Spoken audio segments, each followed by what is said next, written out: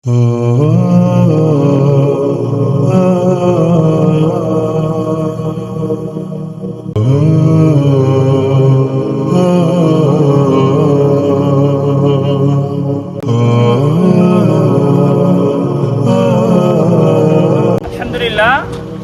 কি বলে ভাষায় প্রকাশ করব বুঝতে পারছি না।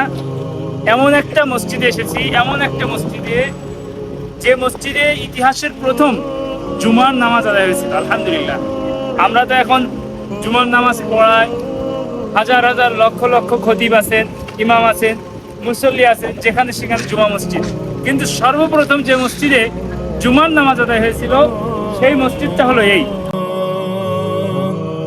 আজ আমরা মদিনায় এমন একটি ঐতিহাসিক মসজিদের সামনে দাঁড়িয়ে আছি, যার সঙ্গে জড়িয়ে আছে ইসলামের ইতিহাসের এক অবিস্মরণীয় অধ্যায়। এটি হলো মসজিদে জুমা, যে স্থানে অধিকাংশ ঐতিহাসিক বর্ণনায় রাসূলুল্লাহ সাল্লাল্লাহু আলাইহি ওয়াসাল্লামের মদিনায় হিজরতের পর প্রথম জুমার নামাজ আদায়ের স্থান হিসেবে উল্লেখ করা হয়। আজ হয়তো মসজিদটি দেখতে ছোট ও শান্ত, কিন্তু প্রায় 1400 বছরেরও বেশি আগে এখানেই সংঘটিত হয়েছিল এমন একটি ঘটনা, যা আজ পৃথিবীর কোটি কোটি মুসলমানের সাপ্তাহিক ইবাদতের অংশ হিসাবে রয়ে গেছে। আমরা মসজিদে জুমার মধ্যে আছি, খুবই ভালো লাগছে, খুবই আবেগ আপ্লুত হয়ে যাচ্ছি। ইতিহাসের প্রথম জুমা এই মসজিদে আদায় হয়েছিল, ভাবলেই অনেক বেশি ভালো লাগছে। হিজরতের সেই ঐতিহাসিক দিন, মক্কায় দীর্ঘ 13 বছর দাওয়াত দেওয়ার পর আল্লাহর নির্দেশে রাসূলুল্লাহ সাল্লাল্লাহু আলাইহি ওয়াসাল্লাম মদিনার উদ্দেশ্যে হিজরত করেন।